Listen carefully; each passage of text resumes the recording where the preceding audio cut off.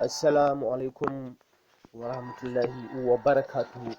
Masu kallon mu a cikin wannan tasha ta Yau da Gobe TV, muna muku barka da zuwa, barka da wannan lokaci, barkanku da kallon wannan bidiyo wanda a cikinsa ne da yardar Allah muke tsammanin za mu kawo muku wani bidiyo wanda kuma za ku ji daɗinsa, wanda shine title ɗin bidiyo ɗin yadda za ka sayi MTN data har kimanin 200 MB akan kuɗi naira 50 kacal.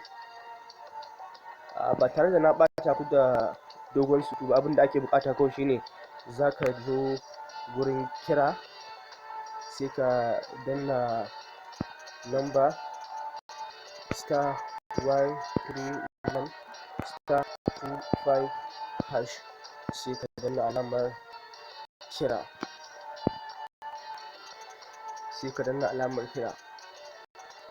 za ka jira shi domin ya gama running.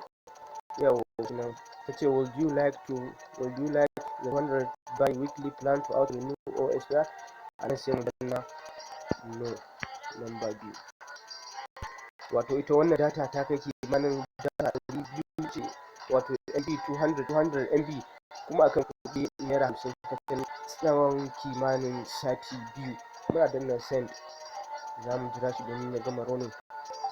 Gashi nan ta ce activation of bi-weekly plans successful.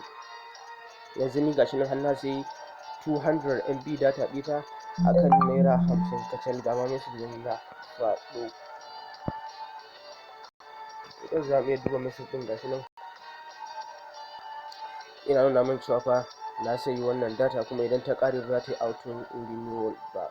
Amma abin da nake so ku sani shine shi wannan tsari na MTN data din ba kowane layi yake ba, saboda haka kai hanzarta ka gwada, ko da za a ce layin naka yana yi, idan yana yi kai matuƙar more wannan garaɓasa kafin a ce an kawo wani lokaci wanda za su rufe wannan hanya.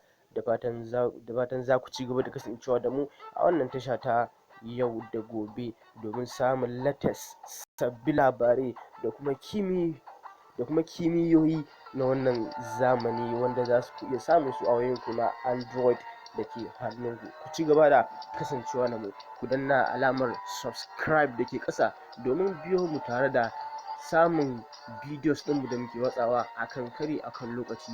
Mun gode da kulawa, ana tare.